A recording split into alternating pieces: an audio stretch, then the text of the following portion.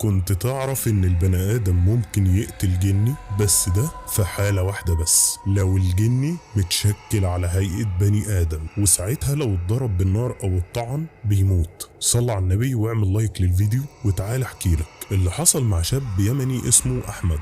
احمد كان في الجيش واقف في الصحراء وماسك سلاحه، وفجأة لقى واحد بيظهر من العدم ماشي ناحيته، شكله بني ادم عادي، بس الغريب انه كان بيطوف في الهواء كأنه عايم ومفيش رجليه. احمد اتصدم من المنظر وبدأ ينده بصوت عالي يحذره ان دي منطقة عسكرية ممنوع يقرب منها، بس الشخص ده ولا كأنه سامع، وفضل يقرب بنفس الطريقة لحد ما بقى على بعد خطوات منه. هنا احمد من كتر الخضة والارتباك رفع سلاحه وضرب عليه رصاص، الشخص وقع ميت.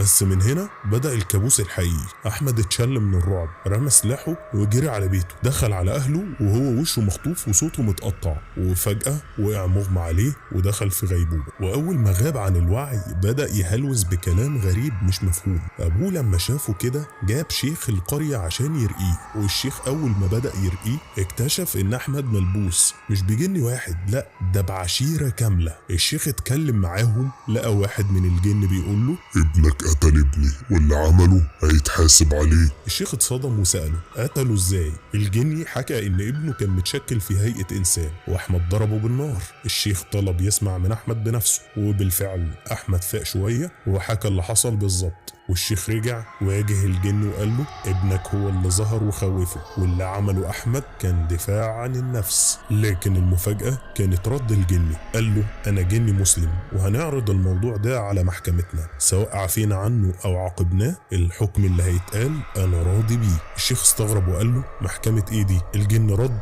محكمة عندنا في عالم الجن، احمد هيجي هناك مش بجسده لكن بعقله وروحه. فعلا احمد دخل في غيبوبة تاني، واهله لاحظوا انه بيتكلم كأنه في تحقيق، بيرد على اسئلة بيتسألها، وكله اتوثق بالفيديو. 4 ايام كاملة فضل في الحالة دي لحد ما الجن رجع للشيخ وقال له المحكمة حكمت بالبراء وسامحناه بشرط انه ما يستخدمش سلاحه تاني ضد اي كائن غريب.